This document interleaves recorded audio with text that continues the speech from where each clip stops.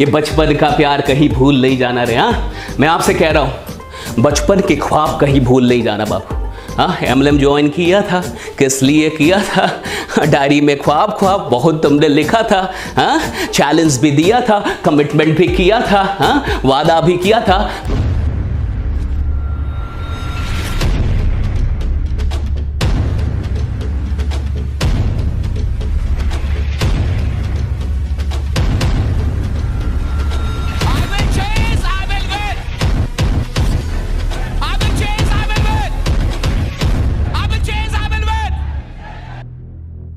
वसूलों पे जब आँच आए तो टकराना जरूरी है।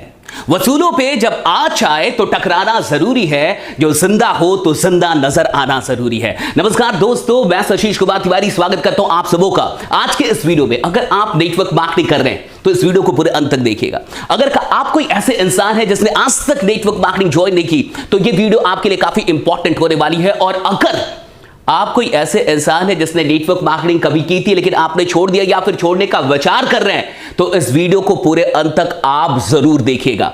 आइए दोस्तों, आज के इस टॉपिक को जानते हैं। टॉपिक है कि एमएलएम से मिलेगी असली आजादी। आखिर असली आजादी का अर्थ क्या है?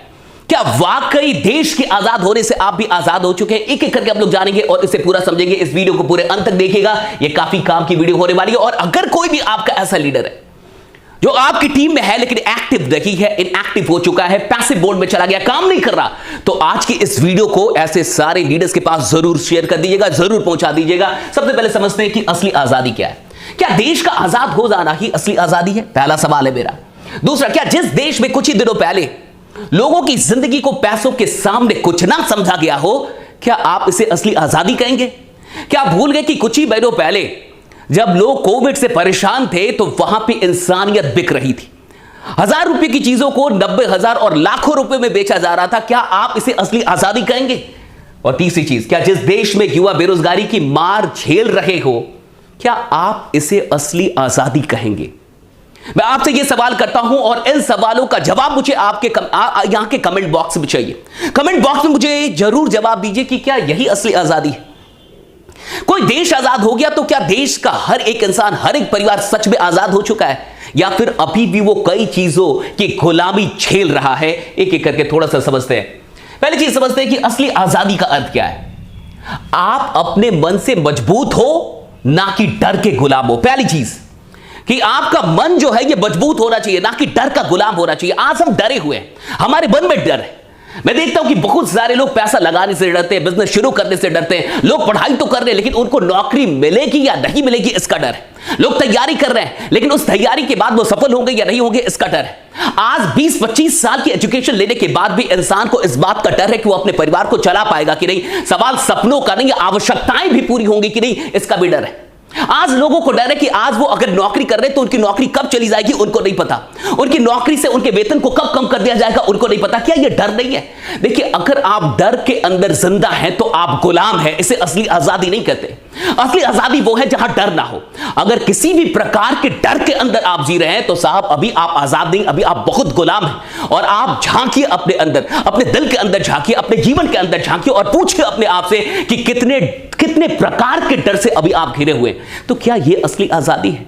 क्या सच में इस देश के आजाद हो जाने से आप भी आजाद हो चुके हैं? दूसरी चीज, आपको आर्थिक तंगी में ना जीना पड़े। असली आजादी का यह मतलब है कि आपको आर्थिक तंगी में ना जीना पड़े। अगर आज भी आप आर्थिक तंगी में जी रहे हैं, अगर आज भी 2021 में आपका परिवार आर्थिक तंगी में जी रहा है तो किस बात की आजादी है ये? क्या आप सच में आजाद हैं? अगर आज भी आपके पास पैसों के चलते परिवार में कलह हो रही है, परिवार टूट रहा है, दो भाई आपस में लड़ रहे हैं, परिवार के अंदर बंटवारा हो रहा है पैसों के चलते क्योंकि पैसे नहीं है, तो क्या आप इसे असली आजादी कहेंगे? अगर आप आर्थिक तंगी में जी रहे हैं तो आप किसी प्रकार से आजाद नहीं है। आप गुलाम हैं और आप आर्थिक तरीके से गुलाम हैं, आप गरीबी के गुलाम हैं। इस बात को समझिए।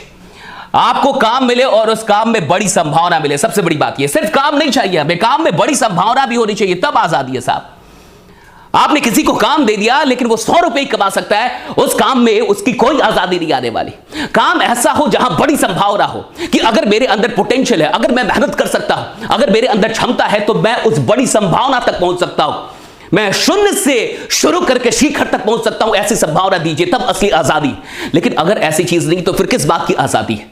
आप देखिए कि आज बीटेक और एमबीए करने के बाद भी, कई लोग पीएचडी करने के बाद भी आज ऐसी ऐसी नौकरियों की फॉर्म भरते हैं जो कहने में भी शर्म आती है साहब। तो फिर किस बात की आजादी है? आप क्या इसे आजादी कहेंगे? बहुत गौर से समझिए और आप देश को अपना समझ पाए और इसके लिए कुछ कर पाए, ये असली आजादी है। अगर लोग देश को अपना समझते तो क्या इंसानियत बिकती? अगर लोग देश के लोगों को अपना समझते तो क्या लोग जब उनके सामने मर रहे होते तो क्या हॉस्पिटल के बेड की नीलामी होती? क्या काला बाजारी होती दवाइयों की? अपने आप से पूछे। हम आजाद तो हो गए, लेकिन हम अपने देश के और देश के लोगों को कितना अपना मानते हैं? हर इंसान के दिल में देश कितना धड़कता है भारत में? जरा पूछिए अपने आप से कि कितना अधिक भ्रष्टाचार है, कितना करप्शन है इस देश में। अगर कोई देश को अपना माने, देश के लोगों को अपना माने, तो वो भ्रष्ट कैसे हो सकता है? अगर कोई भी इंसान इस देश को, कोई भी पदाधिकारी, कोई भी उच्च स्तर पे, ऊंचे पद पे बैठा नेता या फिर पदाधिकारी अगर अपने देश को अपना मानेगा तो अपने ही लोग को कैसे ठग सकता है वो? क्या इसे आप असली आजादी कहेंगे? हम अंग्रेजों से आजाद हो चुके हैं, लेकिन क्या सच में इसे ही हम असली आजादी कहेंगे? क्या अभी भी हम गुलाम नहीं है? कई तरीकों से गुलाम नहीं है। हमारी मानसिक सोच इतनी गिरी हुई है कि हम अपने देश को अपना नहीं मानते, अपने लोगों को अपना नहीं मानते, तभी तो उन्हें ठगते हैं, तभी तो हम भ्रष्ट होते हैं। तो फिर क्या इसे आप आजादी कहेंगे? हम किस प्रकार की एजुकेशन को ले रहे हैं? हमें कैसी शिक्षा मिल रही है? हम किस प्रकार के लोग बनाए जा रहे हैं? हमारी मानसिक जो वृद्धि वो कैसी है? हमारा दिल कैसा है? कितनी पवित्रता हमारे दिल में? और क्या यही आजादी है? और अगर यही आजादी है तो ये बकवास आजादी है। आगे बढ़ते थोड़ा सा, राइट? एमएलएम से कैसे मिलेगी आजादी? असली आजादी एमएलएम से कैसे मिलेगी? आज मैं आपको यह बता रहा हूं, बहुत गौर से समझिए। एमएलएम में सबके लिए अवसर है। आजादी का यही मतलब है कि अवसर सबके लिए होना चाहिए। आज लोग बीटेक एमबीए करने के बाद भी इस देश में सबको अवसर नहीं मिल रहा, सरकारें अवसर नहीं दे पा रही, संस्थाएं अवसर नहीं दे पा रही, लेकिन multi level marketing, network marketing, direct selling सबको अवसर देती है। क्या आप इसे असली आजादी नहीं कहेंगे? और ये अवसर बड़े हैं, संभावनाएं बड़ी हैं, छोटी संभावना नहीं देती, बड़ी संभावनाएं, और कोई किसी प्रकार का डिस्क्रिमिनेशन नहीं करती, भेदभाव नहीं करती। आपकी जात क्या है, आप कितने पढ़े लिखे हैं, आप कितने टैलेंटेड हैं, कितने नंबर लाए, कितनी डिग्री आपके पास, इस प्रकार कि किसी भी भेदभाव से दूर एमएलएम हर इंसान को वही अवसर देती है जिस अवसर को आज आप लोगों को देख रहे हैं कि किस तरीके से उस अवसर का फायदा उठा के लोग अपनी जिंदगी को बदल रहे हैं। दूसरी चीज, बहुत कुछ लगना ही नहीं है इसमें। भैया असली आजादी यही है, मैं कुछ बड़ा करना चाहता हूं लेकिन मेरे पास बड़े पैसे नहीं है, मैं कुछ बड़ा करना चाहता हूं लेकिन मेरे पास उतना टैलेंट नहीं है, मैं कुछ बड़ा करना चाहता हूं लेकिन मेरे पास उतनी डिग्रियां नहीं है, मैं कुछ बड़ा करना चाहता हूं लेकिन मेरे पास उतनी नॉलेज नहीं है, मैं कुछ बड़ा करना चाहता हूं लेकिन मेरे पास उतना स्किल नहीं है। और ये सब क्यों नहीं है? क्योंकि मुझे दिया नहीं गया साहब। इसलिए नहीं है क्योंकि मुझे दिया भी नहीं गया। मेरी स्कूलिंग खराब हुई, मुझे जिस कॉलेज में भेजा गया उस कॉलेज में पढ़ाई नहीं हुई, और ये सारे सरकारी तंत्र हैं, इन सरकारी तंत्र ने मिलकर मुझे नालायक बनाया, मुझे ऐसा बनाया कि मैं किसी काम के लायक नहीं हूं। लेकिन मेरे दिल के अंदर जो ख्वाहिश है मेरे दिल के अंदर कि मुझे कुछ बड़ा करना है, और उस चीज के लिए अगर मुझे कोई अवसर दे सकता है, कोई बड़ा अवसर दे सकता है, तो साहब वो तो एमएलएम है, क्योंकि यहां कुछ बड़ा लगना नहीं है, यहां कुछ बड़ा नहीं लगता। छोटी सी चीजों से, छोटे से एक अमाउंट से काम शुरू हो जाता है। ये बहुत बड़ी बात है। एक बात समझ आई, आज का जो हमारा युवा पीढ़ी है ना, ये बचपन का प्यार कहीं भूल नहीं जाना रे। हाँ, मैं आपसे कह रहा हूं, बचपन के ख्वाब कहीं भूल नहीं जाना बाबू। हाँ, एमएलएम ज्वाइन किया था, किस लिए किया था? डायरी में ख्वाब बहुत तुमने लिखा था। हाँ, चैलेंज भी दिया था, कमिटमेंट भी किया था, हाँ, वादा भी किया था। बाबू इस सब चीज़ को भूल नहीं जाना। बचपन का प्यार तो छोड़ो, बचपन के ख्वाब मत भूलना। और तुमने जो एमएलएम ज्वाइन किया था ना, इसलिए किया था कि तुम कुछ बड़ा करने वालों, कमिटमेंट लिया था, किसी से वादा किया था, हाँ, किसी को चैलेंज दिया था कि करके दिखाऊंगा, और इतनी जल्दी छोड़ने का इरादा कर लिया। इतनी जल्दी आप हार गए क्योंकि रिजल्ट नहीं मिल रहे और रिजेक्शन से नहीं लड़ पा रहे। अरे साहब, आजादी, किसी भी आजादी के लिए कुर्बानी देनी पड़ती है, सैक्रिफाइस करना पड़ता है, लड़ना पड़ता है, लड़ाकू होना पड़ता है। अगर आप लड़ नहीं सकते तो आजाद नहीं हो सकते। हर आजादी एक लड़ाई है, एक सैक्रिफाइस, एक कुर्बानी है। एक बात आपको याद होगा ना, 13 अप्रैल 1919, याद है आपको? 13 अप्रैल 1919 जालियांवाला बाग हत्याकांड हुआ था, और उस हत्याकांड को एक छोटा सा बच्चा देखा था, और उस छोटे से बच्चे ने उस मिट्टी को हाथ में उठा के और उस मिट्टी की सौगंध, शपथ ली कि मैं इसका बदला लूंगा। और उस छोटे से बच्चे ने अपने जीवन के कितने साल लगाए होंगे, जरा सोचिए उस बदले को लेने के, अपने उस एक लक्ष्य को पूरा करने के लिए एक छोटा सा बच्चा आखिर कितना टाइम दे सकता है? जरा सोचिए। उस बच्चे ने 1 साल नहीं दिए, 2 साल नहीं दिए, 3 साल नहीं दिए, 4 साल नहीं दिए, 5 साल नहीं दिए, 10 साल नहीं दिए, 15 साल नहीं, 20 साल नहीं, 21 साल 13 अप्रैल 1919 के बाद 13 मार्च 1940 लंदन का कैक्सटन हॉल, और वहां पे हो रही मीटिंग में जनरल ओ डायर था, और उस इंसान ने 1940 में 13 मार्च को जनरल ओ डायर जो कि पंजाब का पूर्व गवर्नर था उसको मारा। 21 साल जीवन के लगा दी, 21 साल लगा दिए। और जब वहां पे उस हॉल के कैक्सटन हॉल के अंदर लंदन में उसे मारा, तो मारने के बाद, गोली मारने के बाद वो किताब में बंदूक लेके गए थे। किताब को इस तरीके से काटा था कि बंदूक एडजस्ट हो गई थी, बंदूक किसी को दिखा रही, और जब मंच पे जाके जनरल ओ डायर को गोलियां मारी, वहीं पे वो मर गया। विदेश, वो जो ब्रिटिश सैनिक थे ना, वो पुलिस, वो डर रहे थे उनको अरेस्ट करने के लिए, वो खुद से अरेस्ट हुए, भागे नहीं, और उन्होंने कहा कि मेरा लक्ष्य पूरा हो गया। साहब 21 साल कोई इंसान अपनी जिंदगी का लगा सकता है अपने लक्ष्य को पाने के लिए, देश के वो जो लोग मरे थे उनका बदला लेने के लिए। साहब आप अगर अपने परिवार के लिए नहीं लड़ सकते, घंटा आप देश के लिए लड़ेंगे। अगर आप आजादी के समय होते तब तो आप एकदम कायर होते, आप तो बैठ जाते। अगर आप रिजेक्शन से नहीं लड़ पा रहे तो आप उन लोगों से कैसे लड़ते, अंग्रेजों से कैसे लड़ते, हथियारों से कैसे लड़ते? भैया एक बात समझ जाइए, कुछ लोग हमारे देश में ऐसे रहे हैं जिन्होंने देश के लिए लड़ाई दी, जो देश के लिए जिए, जिन्होंने अपने देश के लिए अपनी जिंदगी कुर्बान कर दी, अपने परिवार को छोड़ दिया, सब कुछ छोड़ दिया, बलिदान कर दिया, अपने एक एक चीज को, रक्त के एक एक बूंद को बलिदान कर दिया। और आप अपने परिवार के लिए जब आज आपको काम मिला है, एम्बलम मिला है, कुछ बड़ा करने का मौका मिला है, तो आप छोड़ के भाग रहे हैं। तो आपको यह लगता है कि आपसे यह धंधा नहीं होगा, आपको यह लगता है कि आप टीम नहीं बना पाएंगे। अरे साहब, टीम बनाना कोई बहुत बड़ी बात नहीं है। तो जरा सा ठानिए, जरा सा सोचिए, ये आप एक बड़ी आजादी के लिए चले हैं, और अपने परिवार के लिए भी अगर आप बलिदान नहीं कर सकते, लानत है आप पे। नेक्स्ट आइए, संभावनाएं अनंत है। देखिए क्यों एम्बलम से असली आजादी, क्योंकि संभावनाएं होनी चाहिए। आजादी का मतलब है संभावनाएं।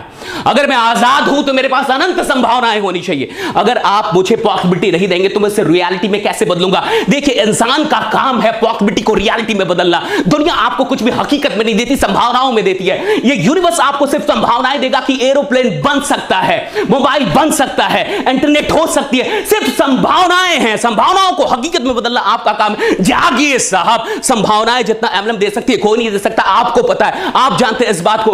नेक्स्ट चीज, इसके अलावा कोई इससे बेहतर विकल्प है नहीं। अगर इससे बेहतर कोई विकल्प है तो आप भी कमेंट करके बताइए, जहां हर एक इंसान को हम अनंत अवसर दे पाए, अनंत संभावनाएं दे पाए, कुछ बड़ा ना लगना हो। साहब यही तो है असली आजादी। और क्या असली आजादी?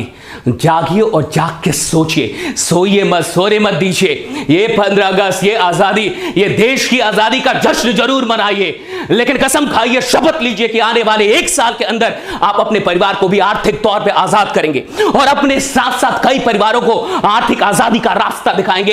एमएलएम से प्यार अगर आपको नहीं है ना साहब, तो मैं आपसे कहता हूं आपको आजादी से भी प्यार नहीं है, और आपको असली आजादी आज तक समझ में नहीं आई है। ईएमआई पे जीने वाले लोग और बेकार की चीजों में, या फिर बेकार की चीजों के द्वारा मानसिक तौर पे गुलाम बना दिए गए लोग हमेशा ये कहते हैं मुझसे नहीं होगा, हमेशा ये कहते हैं मुझसे नहीं होगा, हमेशा डरते हैं। अरे डर के गुलाम हो तुम, और जो इंसान डर का गुलाम है वो खाक कोई इतिहास रचेगा।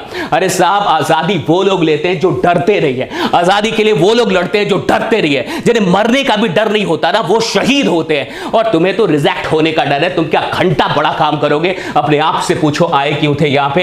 एंड नेक्स्ट चीज, एमएलएम में सफलता क्या बहुत मुश्किल है? बहुत लोग को लगता है बहुत मुश्किल है, बहुत मुश्किल है, बहुत मुश्किल है। मैं आपसे पूछता हूं, क्या गरीब रहना बहुत आसान है? क्या गरीब रहना बहुत आसान है? क्या हर बार कहीं पे जाना और मन ललच के फिर लौट आना, किसी चीज को देखना और छोड़ देना, क्या यह आसान है? क्या यह आसान है? क्या बेरोजगार रहना बहुत आसान है? बहुत मजे इसमें? क्या आसान है बेरोजगार रहना? पूछिए एक बेरोजगार युवा से जो घर पे बैठा है, जो रोज घर की कई बातें सुन रहा है, जिसके घर का मौन भी उसे टॉर्चर कर रहा है, जिसके घर की शांति भी उसे बार बार कुछ कह रही है। पूछिए उस इंसान से जाके कि क्या बेरोजगार रहना आसान है? क्या घर बैठे रहना और कुछ अच्छा होगा इसका इंतजार करते रहना, क्या ये बहुत आसान है? क्या सरकारी नौकरी की तैयारी में अपने जीवन का आधा हिस्सा, आधा जीवन गवा देना ये आसान है? साहब, मैं आपसे कहता हूं कि अगर एम्बलम करना मुश्किल है तो पूछिए कि क्या गरीब रहना आसान है? क्या एवरेज रहना आसान है? क्या ऑर्डिनरी रहना आसान? साहब जागिए, मुश्किल तो दोनों ही है साहब। अमीर बनना भी मुश्किल है, गरीब रहना भी मुश्किल है। आपको कौन सा मुश्किल पसंद है? आप किस मुश्किल के लिए अपनी जिंदगी को वाकई सैक्रिफाइस करना चाहेंगे। मुझे पता है साहब, गरीब रहना भी बहुत बहुत मुश्किल वाली चीज है। हाँ, ऑर्डिनरी रहना तो और मुश्किल, जहां लोग आपको ना जाने ना पहचाने, ना कोई आपको इज्जत दे, ये तो और मुश्किल जिंदगी होती है साहब। है तो सब कुछ मुश्किल, लेकिन किस मुश्किल के लिए आपको फना होना है, किस मुश्किल के लिए आपको अपनी जिंदगी लुटा देनी है, ये आपको तय करना है। मैं आज सिर्फ आपसे इतना कह सकता हूं, अगर एक उधम सिंह 21 साल अपने जीवन का लगा सकते हैं अपने लक्ष्य की प्राप्ति के लिए, 13 अप्रैल 1919 का बदला 13 मार्च 1940 लंदन में जाके कई बार जेल में रहे, 1000 तरीके के काम किए, किस किस प्रकार से वहां तक पहुंचे। शेर सिंह नाम था, बाद में उधम सिंह नाम रखा अपना पासपोर्ट बनवाने के लिए। साहब, अगर एक इंसान इतनी चीजों को चुनौती देके 21 साल जीवन का लगा के अगर किसी लक्ष्य को हासिल कर सकता है, यानी असंभव कुछ भी नहीं है। हर इंसान कुछ भी कर सकता है। सवाल इस बात का है कि उसे करने का मन है कि नहीं, सवाल इस बात का है कि आपकी तड़प कितनी है। मैं बस इतना ही कहूंगा कि अगर आपको इस वीडियो से थोड़ी सी भी इंस्पिरेशन मिली हो तो सिर्फ अपने तक मत रखिएगा, इसे हिंदुस्तान के एक नेटवर्कर तक पहुंचाइएगा। मैं नहीं चाहता कि एक भी नेटवर्कर, एक भी हमारा भाई, एक भी ऐसा इंसान जो इस दुनिया में आया है वो यहां से पराजित होकर जाए। Indian school of network marketing का एक ही लक्ष्य है कि हम किसी को नेटवर्क मार्केटिंग में मरने नहीं देंगे, हम उसे जिंदा करेंगे। मैं आपसे कह रहा हूं, उठ जाइए, वक्त की ये मांग है। अगर आप वाकई असली आजादी चाहते हैं तो नेटवर्क मार्केटिंग से मोहब्बत करना शुरू कर दीजिए। जय हिंद, जय नेटवर्क मार्केटिंग। बने रहिए, जमे रहिए, इस वीडियो को शेयर कर दीजिएगा और हमारे साथ इसी तरीके से अपना सपोर्ट बना के रहिए। हम इतिहास रच रहे हैं और हिंदुस्तान में नेटवर्क मार्केटिंग का कोई बेहतर विकल्प नहीं है। बहुत बहुत शुक्रिया आप तमाम लोगों का। Thank you so much everyone. Thank you. जय हिंद, जय नेटवर्क मार्केटिंग।